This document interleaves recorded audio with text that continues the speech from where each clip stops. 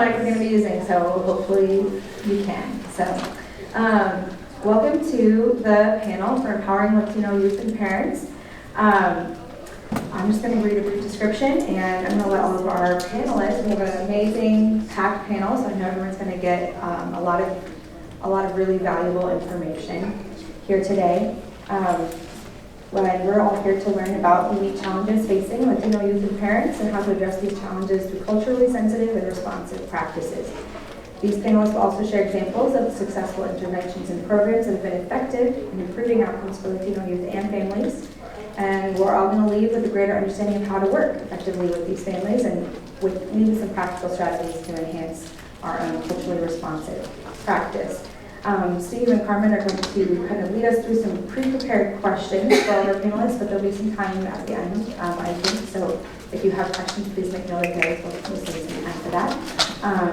If you haven't scanned in with QR codes, we'll leave those annoying people who keep reminding you to scan in every session you can. We really appreciate it. And with that, I'll hand it back to Steve and everyone to introduce themselves. I need to give a hand for one time. Can everybody hear me okay? Yes. All right, awesome. All right, I'm gonna go ahead and introduce myself, and I kind of just want to tell you guys a little bit about like the El Centro de las Americas, the Hispanic Center, and I know we have the Omaha guys and ladies who come from the Center of the Midlands. So me and Lupe and Silali work at the Centro de las Americas, and it's pretty much the Lincoln Hispanic Center. Here we offer different services, anything from GED classes, youth programs, any assistance to families.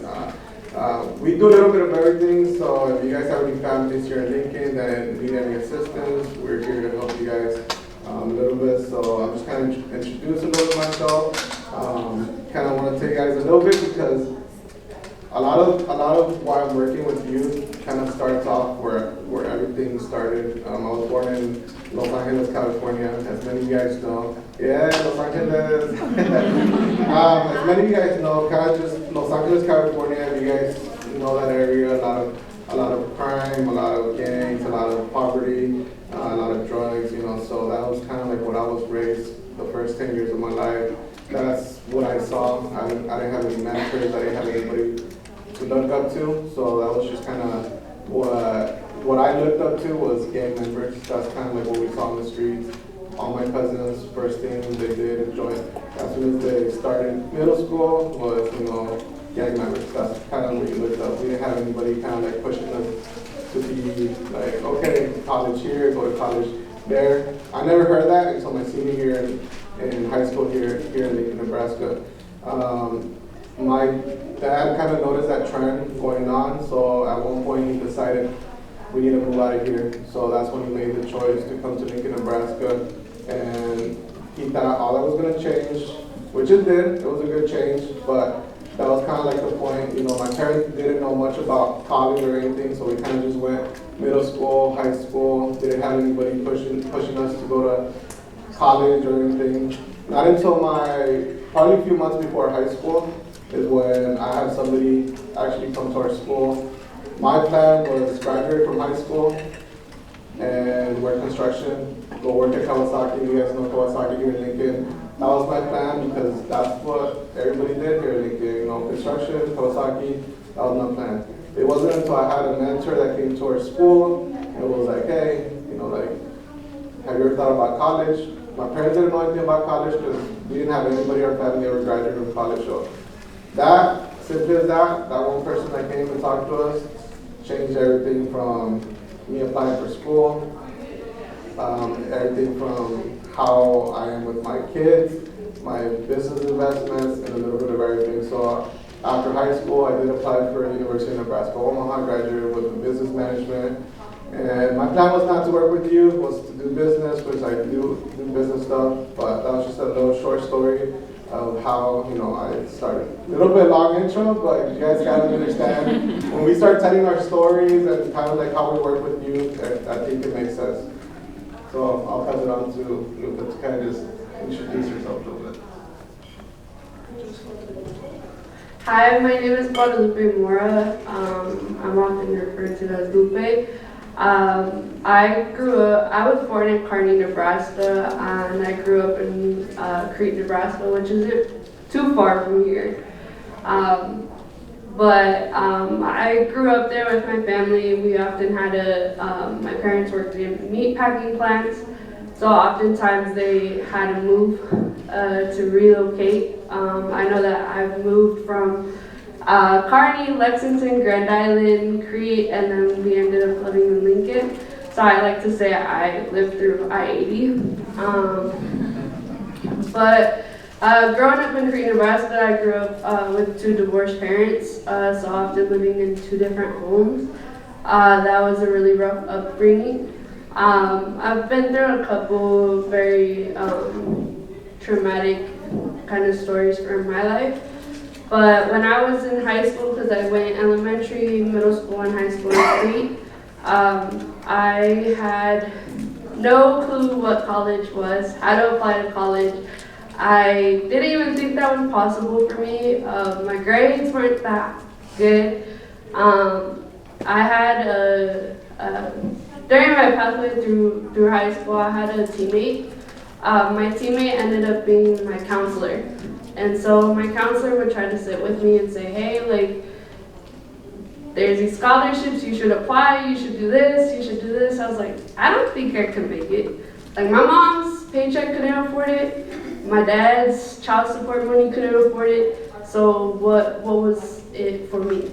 And so I sat down with both of my counselors and they kind of encouraged me to apply. Hey, you should sign up, UNL, SEC, Dome, Omaha, Kearney. And I started getting these acceptance letters in and saying, hey, like, you know, you've been chosen to apply. And so I sat with my counselor, we started checking in what schools were best suited for me. Noticed that the financial packages weren't giving that much.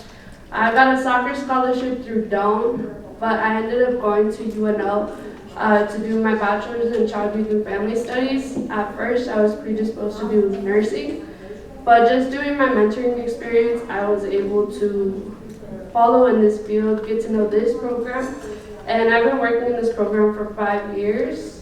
And I'm a youth program coordinator, and I really am passionate about the work that I do and the work that I get to see with my students. Good afternoon, my name is Felipe Rincon, nice to meet you all. I work for the Latino Center of the Midland. My position is be the Círculos Facilitator from Imlisli, the ISA Parents Group. I had 1 year working for the center, but to be honest with you guys, I was part of the programs that the Latino Center offered because a little bit about me, I came to this country when I was 17 years old. I am from Mexico, Guadalajara, Jalisco, and I didn't speak non-English. Me and my family started from the scratch. So working for the Latino Center is a big opportunity to give back to my community and also to help families that are facing the same circumstances I was facing in the past. Can you guys hear me? Right. My name is Mahatma Espada, and I work for the Latino Center of the Midlands as the Círculo supervisor. Círculos in English is circles. Some of the groups that we have at the center, we can talk about those a little bit later. And I have been at the center for, it's going to be 9 years in October, I believe. And I'll leave it there. We'll talk a little bit more later on.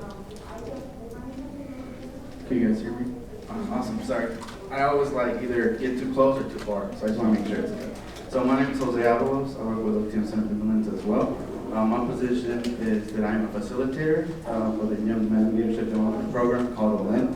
And I want to tell you my story and the reason why I'm a facilitator, but I do want to get to you guys' questions as much as we can and talk about the topic, so I'll pass it down, okay? Okay, my name is Yulisa. I am a student advocate. I help students who are at risk of disengagement, so have to be missing at least 10 days of school. I am at Bellevue Public Schools, specifically Bellevue West. I have been in this position for about 6 months, but I've been with Latino Center for about a year and 2 months. I started as an intern during my college years.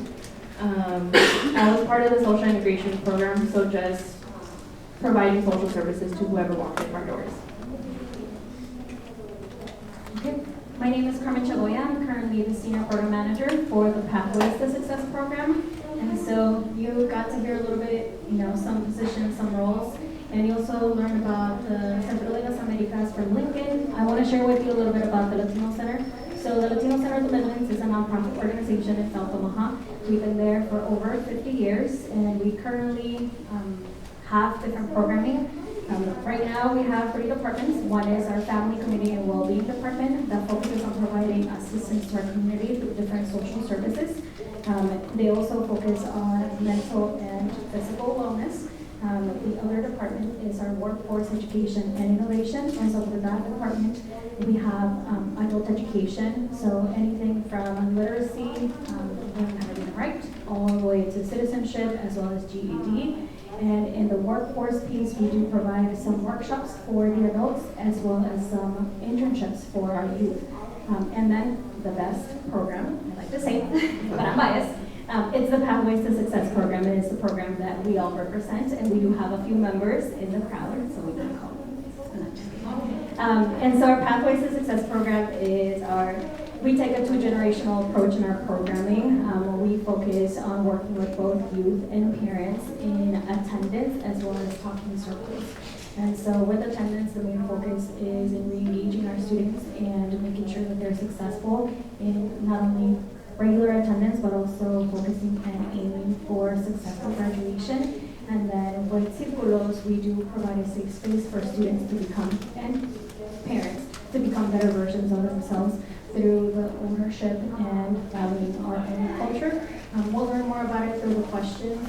We do have questions, as it was mentioned. However, we want to make sure it is late in the afternoon, so if you guys have any questions, or if you all have questions, please, at any time, we invite you to ask those questions. There will be a moment at the end of it to ask. However, I think that it will be a really neat time, since it is the end of the day, it's the last session. Ask any questions. We will talk about some of our programming. We do follow some evidence-based curriculums. However, for most of the conversation, we want to provide you with some input that you can actually take home and you can use without being trained or receive any specific training. I'll hand it over to Steve to get us started with the questions. All right, let's go ahead and start off with the first question that was given to us. And what advice can you give on working with youth and families who may not trust you because of the negative experiences with agencies in the past? So we're going to start off with Mahatma on this question. Yeah, and Steve said that I should start the city one first.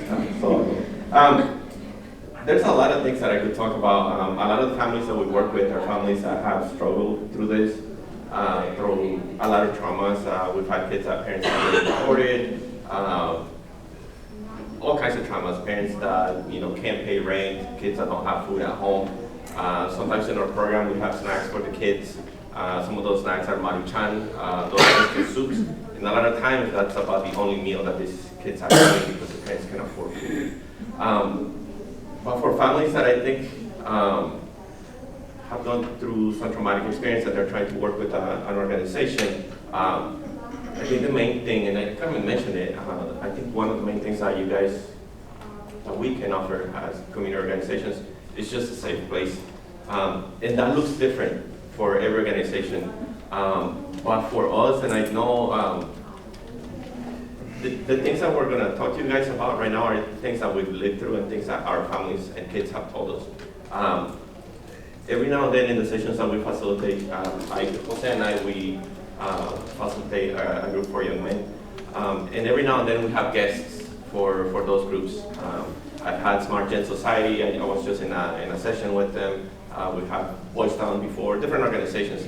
And a while ago, a few years back, we wanted to have OPD come and the kids. And this was quite a few years back, but we asked the officers to just come without their uniform. because a lot of the kids that we work with, especially in our groups, they are referred from diversion. We used to get a lot of probation kids, but they have a negative connotation of police officers, right? So we didn't want to trigger any of our youth by having an officer show up, with guns and handcuffs and fully uniformed. So we asked, can you just come, as a civilian? And the answer was no. The answer was, no, we can't do that. You have to come outside of work hours. So at that point, for me as a group facilitator, I had to decide, okay, do I want to offer this kid, the input of, a community member, or am I willing to trigger them? I decided to just leave it there, I think for us as organizations, working with families that have been triggered, that have gone through trauma, their main thing that we need to look for is their safety. If we wanted to, buy into the program, have ownership of the programs that we offer, listen to the talks or the practicas that we're giving, they had to feel safe. If we wanted to share, they had to feel safe first. So we have to be very, very mindful, I think, as organizations, as to how we present ourselves and who do we bring into the circle, who are we bringing into this talks that we're having with our families. For your organization, I know sometimes you have to wear badges, we have to wear we have to look a certain way. But if you're trying to work with families and youth, it helps a lot if you are not threatening in any way. And a lot of times, even the way that you dress can become threatening, especially with our Latino families.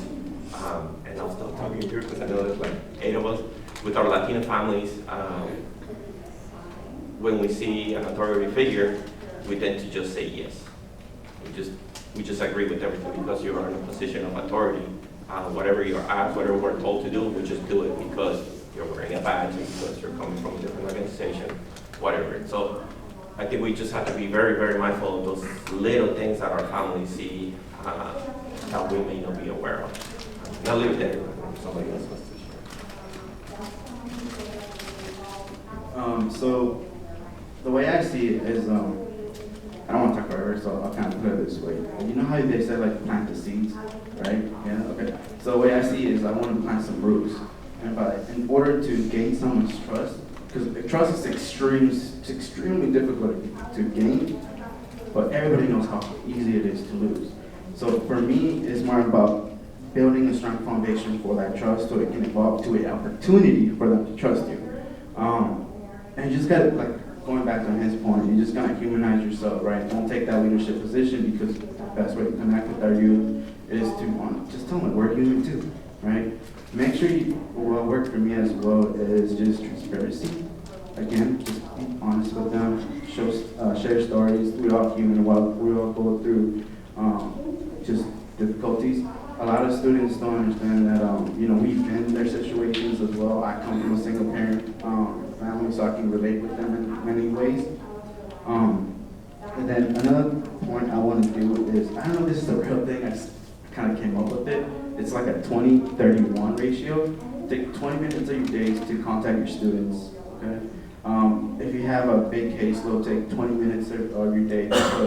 If you work with diversion students, put their birthdays on your calendar, right? If they have a court date, try to go to the court date.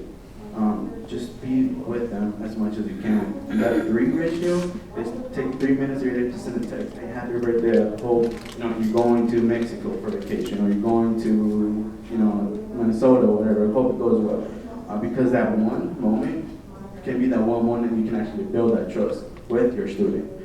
That way they can trust you and you start building more relationship with them, because it really does come down to they will listen to you, they will trust you if they know that you really care about them. I have so much more, but sorry.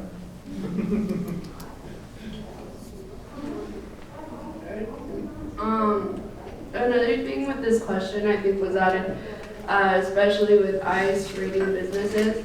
One thing that I do with my students and with our workshops, we talk about immigration rates. A lot of that too is educating yourself and educating yourselves as well. Just on the history of what's going on, because it constantly changes. Also being able to share lived experiences or getting them connected with people who do have those experiences. I know when we have students who have DACA, we try to get them connected to others who may have already gone through that college route too, to look for scholarships. And I know that some scholarships are very limited unless you have the necessary documentation with that. I know also too, with bringing up the topic of ICE raids and stuff, is also being sensitive. And by sensitive, I mean kids live in fear. I grew up with a dad and a mom who were undocumented when they first came to this country. And for my dad, constantly at the meat packing plant he always worked at, it often get raided. I was in school, elementary school, not knowing if my dad's gonna come home or not. With that, just kind of going through that process of just being curious if my dad's gonna come home, if my mom's safe. I know my mom was working through her education towards citizenship, and I had to help her with her classes. I was the smartest fourth grader in social studies because I knew that information by heart by then. Along with that, being able to understand the process and not just making assumptions. Me being right now at the age of 24, my dad has a work permit, but I'm still going to court hearings to see whether my dad's gonna stay or he's gonna go. Being able to share that with my students who can relate that, hey, I have a dad and I have a mom who, until I'm the age of 21, I can petition for them. And so for me to share my story, to say, hey, I'm 24, my dad has until September to figure out with his lawyers and how his court case is gonna go, whether my dad's gonna get deported or not. So being able to share that with my students, even my students ask me, they're like, hey, I heard your dad's court case was this day and you couldn't come to program, but how did it go? Did your dad get to stay? Did your dad get to go? And so for me to express that, hey, I'm not sure. And sometimes being able to be that supportive person that, hey, just as we are there for the kids are often there for us as well. So being able to share your lived experience and teach these kids as well and educate them on their rights to know how to protect themselves and their families is very crucial in this type of work. I'll just add one more thing to question number 1 before I ask question number 2. And that is, one, I want to reiterate the fact that any field that you're working with, you have to show up as a human. So that's the main one, no matter what your title, no matter what your role is. So again, I repeat that, just showing up as yourself can be very, very beneficial in those difficult times, especially after an immigration raid has happened. Another thing is realize that that is a moment where they're going to be grieving. So they may have lost somebody or they may know of somebody else that was taken away. So that is a loss. That is a thing, an event that impacted them directly, whether that is because it was somebody in their family or somebody in their community. So know that they may get distant. So provide some space. Know that it's okay if they don't show up. Be understanding of those moments. And seek out resources. Do your research within your town, within your county. What are the organizations that are providing some of the resources? If you don't have that, you're not equipped with that, then find out, reach out. Now you know an organization in Lincoln, an organization in Omaha, there's another one in Columbus, is in Centro Hispano, and the Hispanic Center. But even though we're far apart, wherever you come from, that we have some resources where they can be provided and that can be helpful, or it could be a hotline that then we can provide so that they can find some resources in whatever town, as small as it may be. But know that this can definitely impact the relationship that you have with the youth, with the parent, or the client, however you refer to them. And I think that's So I work with parents, and it's almost the same that working with the students, but it is kind of more difficult for them. For example, something that is working for me is to present myself as another community member. Parents are scared, just as their children. They think that we work, along with the courts, the probation officer, and sometimes they don't want to talk about the problems because they are scared that I want to snitch on them, you know. So I try to be clear with them all the time. I am here for help. I am not working directly with the other organizations because our group is completely different. We keep it privately, you know, for them to create that secure the space, you know, for them to talk about any kind of topic. And presenting myself as another community member that is willing to help has created that kind of relationship with them that they can talk with me and they don't feel that, you know, they don't feel afraid to speak and to ask for resources. Sometimes we are not able to help them properly, but they know another organization that have the services that they need at the moment. And being clear with them the first time, hey, my position is this, I want to help you with this kind of stuff. So that is helping me. Another thing is like share your own experiences because they tend to believe that because you are a professional, you don't have problems. I have faced problems similar to them, and I try to share. I speak first, like for example, I have this problem, I have experienced this in my family, and I start sharing my personal experience to them because I have like similar stories, and we train, especially the Latinos tend to relate to others, like talking, you know, telling stories about what is going on in our lives. So it's just an advice that is working right now with the parents. So. Can I say something? I'll just cover this. Like Felipe said, he strictly works with the parents, but even with the youth that we work with, like I mentioned, we get a lot of youth referred from diversion. We used to get some probation kids. But whenever we receive a youth referred from diversion, I noticed that we have to really, really emphasize the fact that we are not the police. They're sending students or youth to the Latino Center to participate in our programming. But after a while, I noticed that that initial resistance during the intake process when we ask questions, what happened, explain the program, all this. After a while, I noticed that whenever we were specifically very mindful to explain, just so that I'm not the police, I'm not a police officer, I'm just a community worker trying to help you out. And saying like Felipe said, I tell them, I used to work at South High School, I used to live in Bellevue, just to be able to break down that barrier of them thinking, this program or me coming to the Latino Center to join this program, it's a punishment from the courts, and this is the police, and this is something negative. It's something that's very present in their minds whenever they're referred to an organization. So families, Latino families, which is what we work with, if they're referred to your organization, be mindful that that's going to be in their mind. If they're referred or nominated to your program, they may be seeing it as a punishment. I did something wrong, now I have to go with these people, and they're going to treat me badly, or something bad that I did not have to pay for it with this. But you have to change that narrative. You have to show in some way, in the time of an intake, which, what is it, like an hour? You have to hopefully open up that little window where, they see, okay, this guy is okay, maybe I can trust him a little bit. But I know for sure that's something that we have to be very, very mindful to do. We are not the police. Every now and then I'll tell the kids I kind of don't like the cops sometimes, to get them, me either. That helps. I don't, just say it. I'm looking at the camera. But again, that's just something that, just to keep in mind.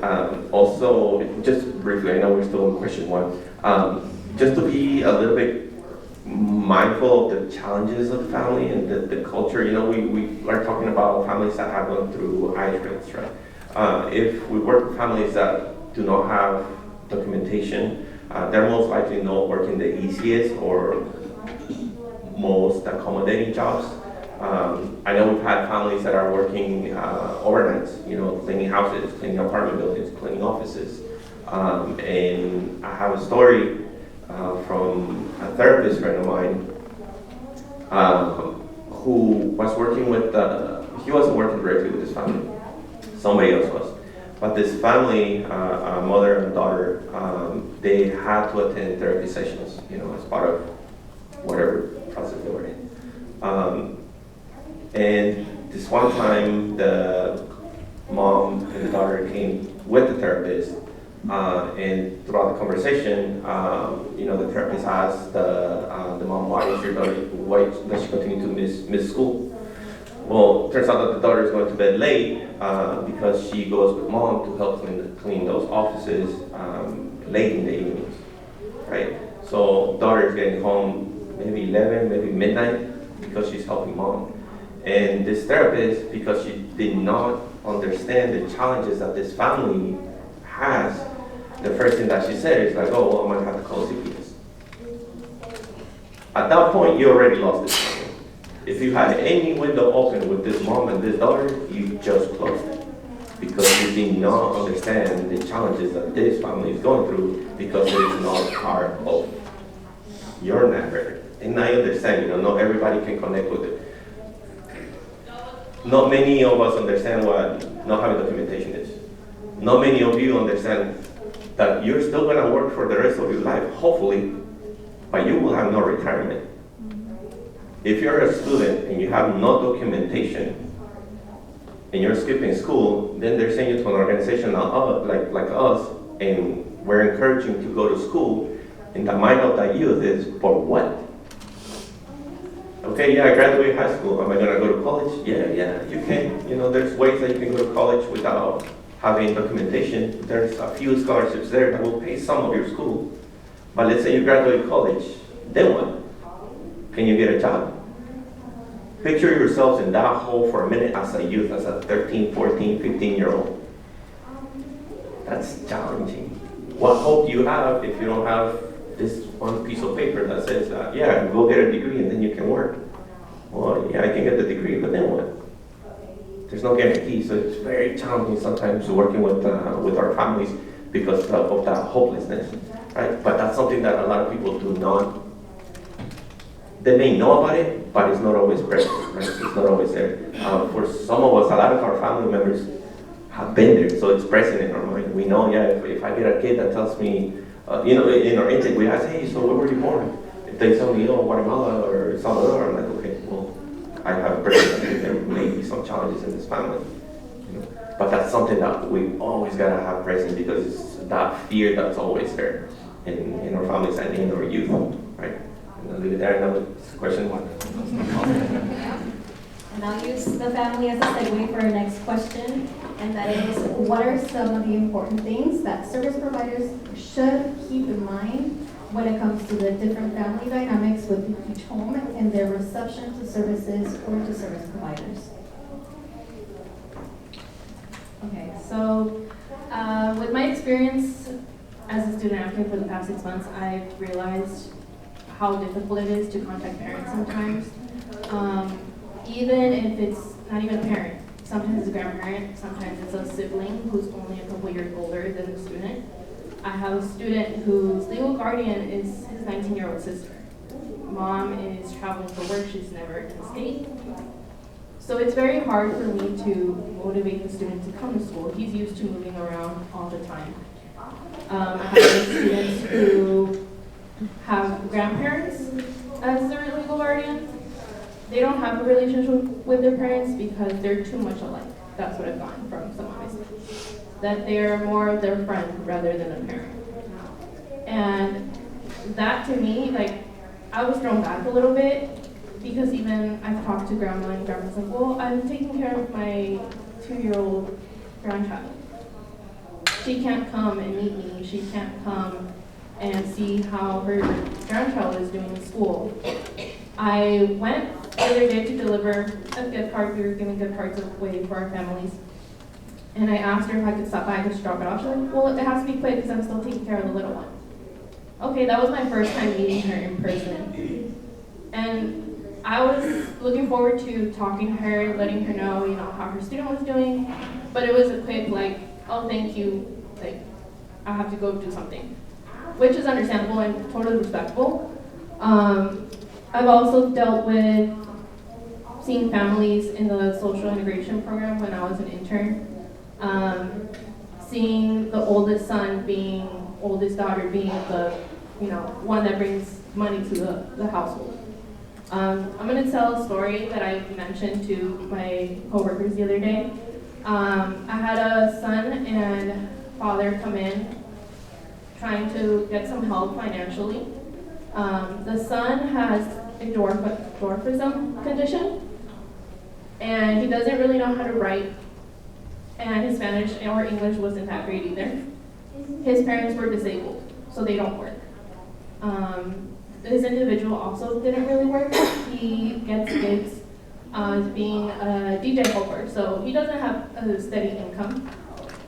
And even that's challenging. This is not just one person that you'll run into, this is one of many. So it's very important that we take the time to be flexible. I know we work 8 to 5, jobs, 8 to 4. And sometimes we have to, do the services outside of our work hours, and that's okay. And I think that's something that we have to be a little bit more mindful and open about, because we can help this family just spending the extra 20 minutes of our day outside of work. So I kind of want to touch, I'll pick it back on what she said, the flexibility is a huge part. By raise of hands, who drove here? Okay, it's like the majority driving, carpooling, right?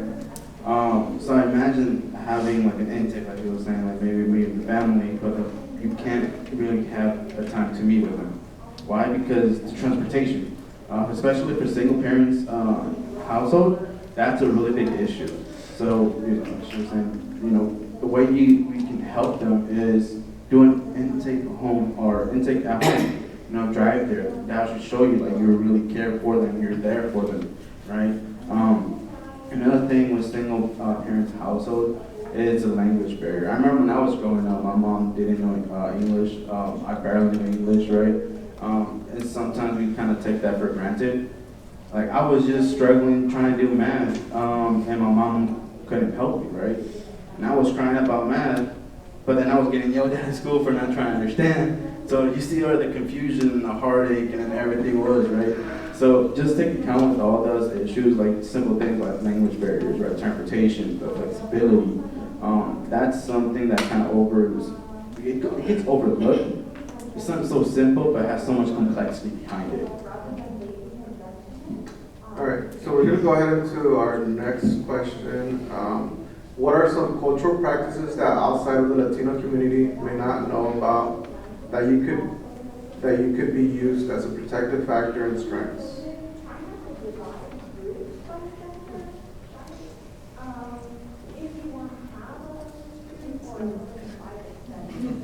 One thing that we do in our program too is that we recognize traditions and holidays. Oftentimes when you hear the connotation Latino, you think of Mexican. Well, it's not that. We are of all different kinds, Salvadorians, Hondurans, even from outside of that. So just being Latino is the broadened word for that. But we celebrate traditions and holidays. We're very inclusive in our culture. We educate ourselves. I know that we have some students who are from different places like Salvador or Honduras, where they even educate us on certain things. Like, hey, this is not this. Like in my country, it's said like this. And so for us to be like, oh, and I have conversations with other kids. They're like, how do you know that word? I'm just like, well, I had another kid who told me that.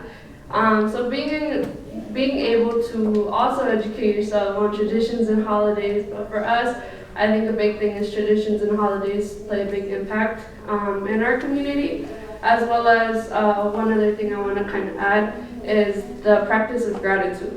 Growing up as a Latina, I was always told by my parents, be grateful for what you have. Because other times we have our priorities on our list. The first one is probably our family. If mom needs help with something, if dad needs help with something, we have to be there for them. So, family's up here. The next priority is probably, well, if there isn't any income coming into the home, we gotta work. So our family, our work, maybe school, if school is a big priority in your family. But after that, clubs and organizations, extracurricular activities are probably the least on our list. And that's something that we also have to understand, that, you know, like a lot of the time these kids are, you know, I have to run. A lot of my boys say, hey, I can't stay after school because I have to go pick up my siblings. I'm just like, okay, you gotta take care of what you gotta do. Well, we'll meet up later.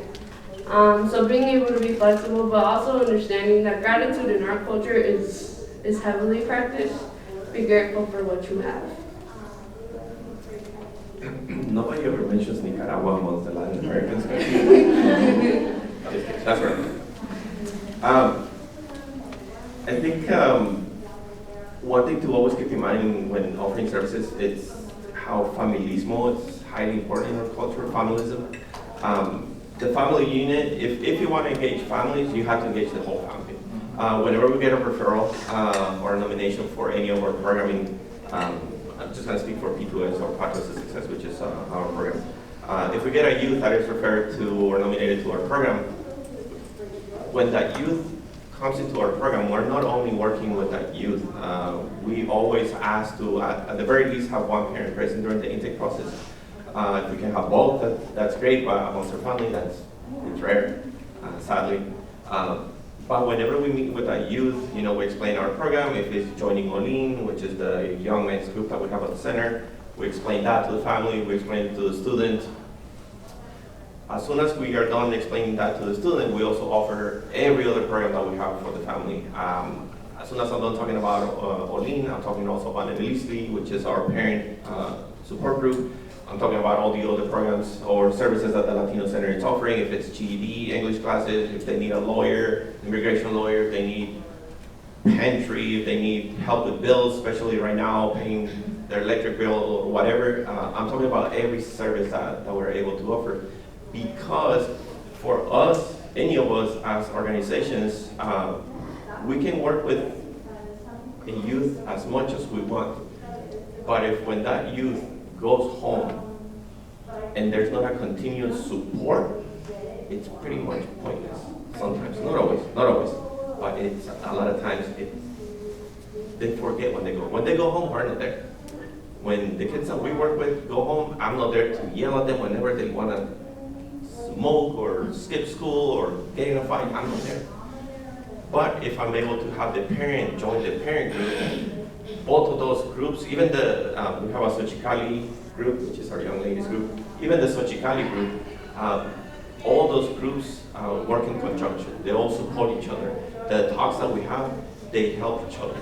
So when the parent is able to join the Milisli group for parent, that parent is listening to the same things that we're talking to the kids, kind of in a different way because it's for parents. And the same for the young ladies. But we need the buy-in and the support of the parents as well. So because the family, it's important in our culture. So we're trying to target the whole unit. We're trying to teach the whole unit. We're trying to provide resources to the entire unit because, like I mentioned, when we can do all the work that we want to, but if when they go home they don't continue to be supported, a lot of times it's fruitless.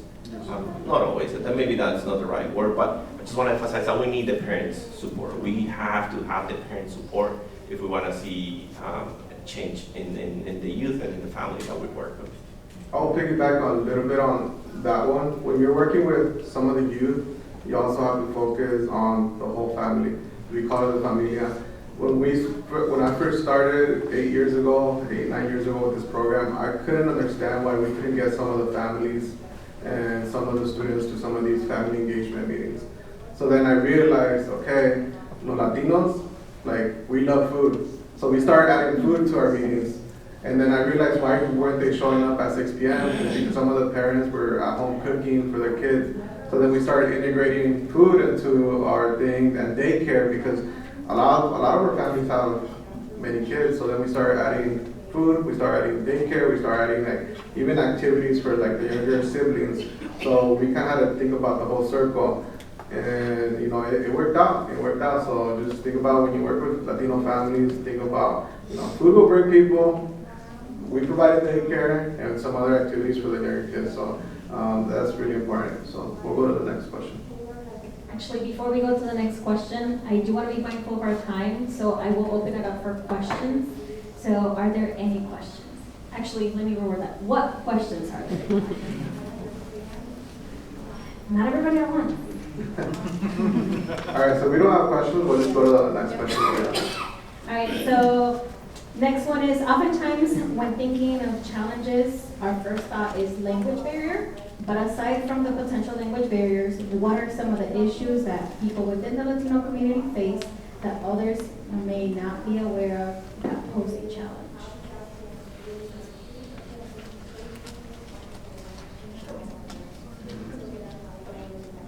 Okay.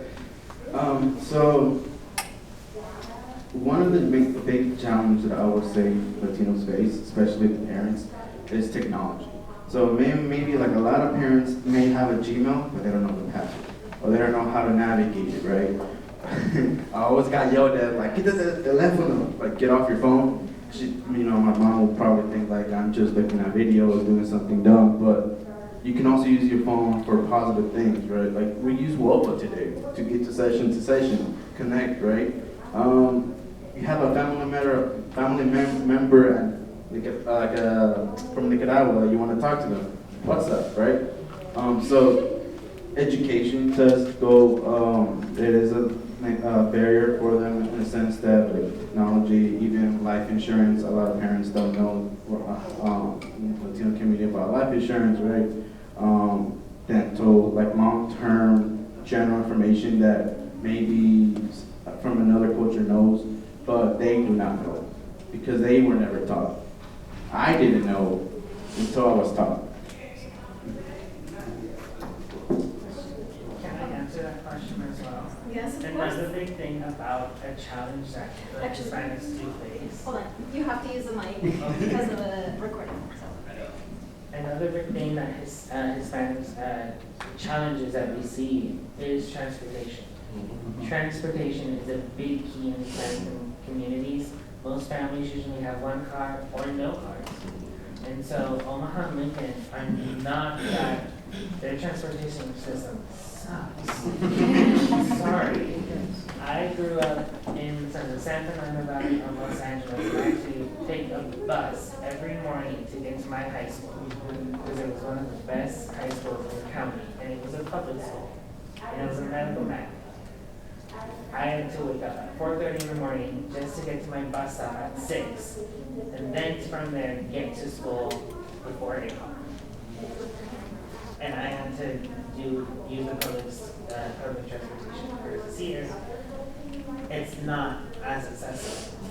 Omaha's barely expanding the public system, but it's not as accessible to other places. On the same subject of transportation, yes, that is always an issue, especially with the parents. Another thing that came to mind is that even if our families have a mode of transportation, and again, what I'm talking about is the families that we work with, right? I see this all the time. Even if they have a mode of transportation, con la de Dios. Those who know. Even if they have transportation in Omaha, some of the families that we work with, when they come to the center and they are part of our program, if they need other services, we make referrals to other organizations. Some of those organizations may be outside of South Omaha. There's different organizations that we collaborate with.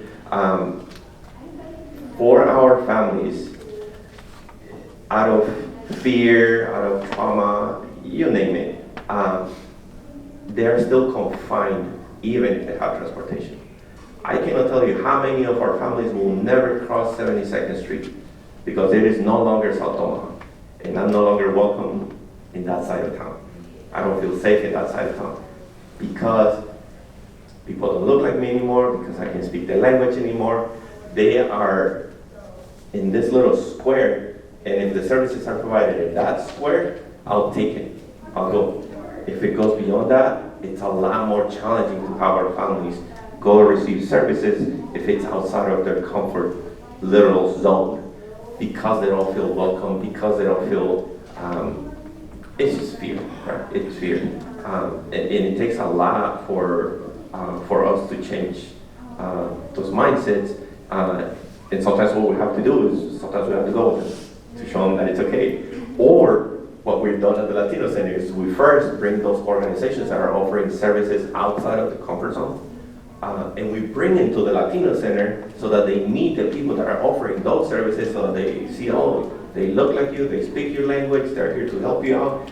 But for us to break that initial barrier, and then maybe they are more comfortable to go outside of that comfort zone.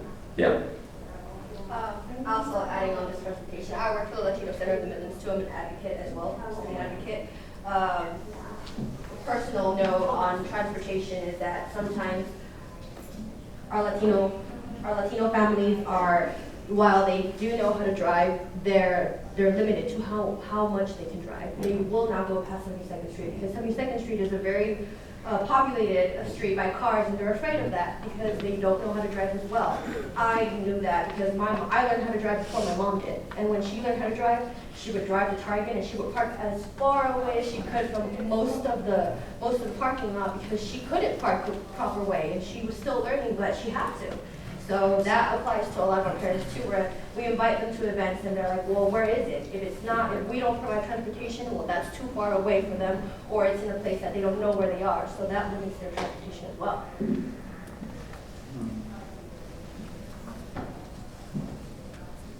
Thank you. Any other challenges? No, we can move on.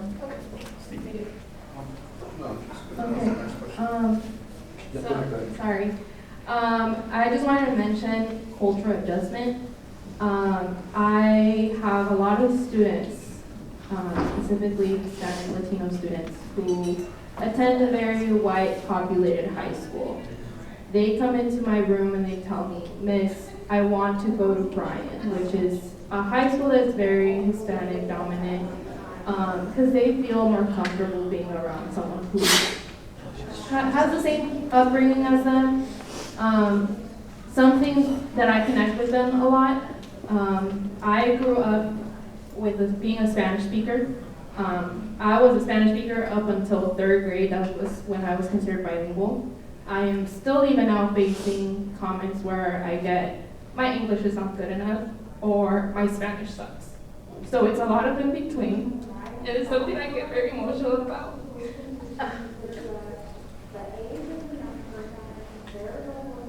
Because I was the translator at 4, 5, 8 years old. I was a translator at the doctor's. I was a translator at the store. If I didn't get something right, then what am I learning at school? I had to be very aware of what I was saying, because that affected what happened to my parents, what happened to me, and what happened to those around me. It is not very easy to be like the movie Selena. You have to be more American than Americans and more Mexican than Mexicans. And it's a very hard role.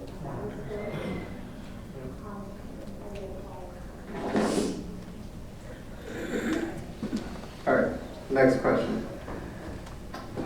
Yeah, I have a question related to language. It's not very well formed. I'm kind of fuzzy at the end of the day here, but I'm thinking about our students, our participants, that Spanish was maybe not their first language because they grew up speaking an indigenous language, in Central America, for example. And so just what would you want us to know about working with those young folks? What are some of the challenges that they would face coming from a polylingual family? Yeah, recently actually we've been, can you guys hear me yet? We've been, Felipe and I, listen, we've been collaborating with, or working with quite a few families that come from Guatemala, and they have their own dialect.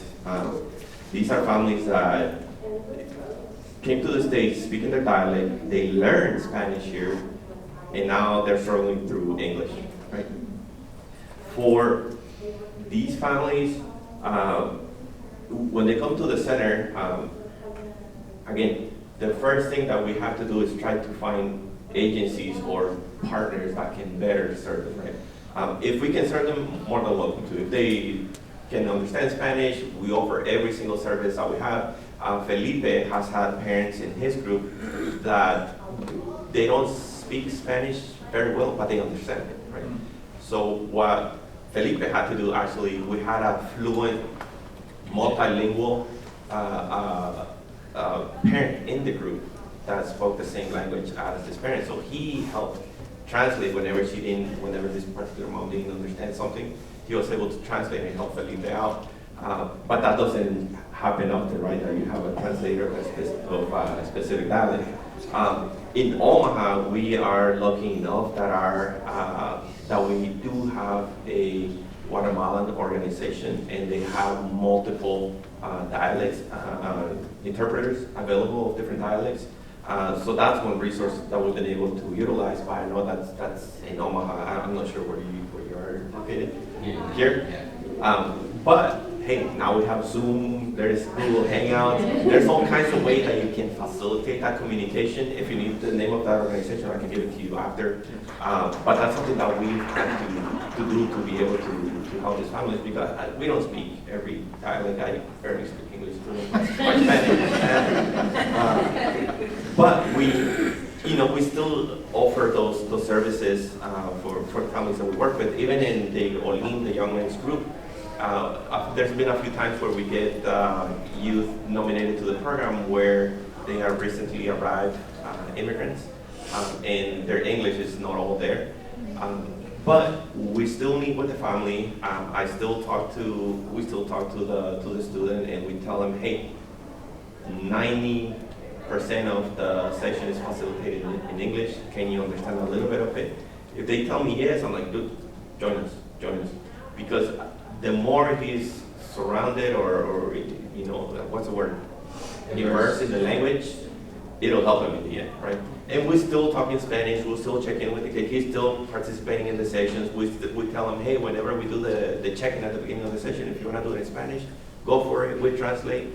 But 9 times out of 10, they want to do it in English. Because they have the desire to continue learning, and they want to feel as part of the group. So I'm like, let's go. But I know that's always a challenge where even for us at the Latino Center, when we have youth that don't speak English fully, we still invite them anyways. If they don't feel comfortable, we try to find another resource for them.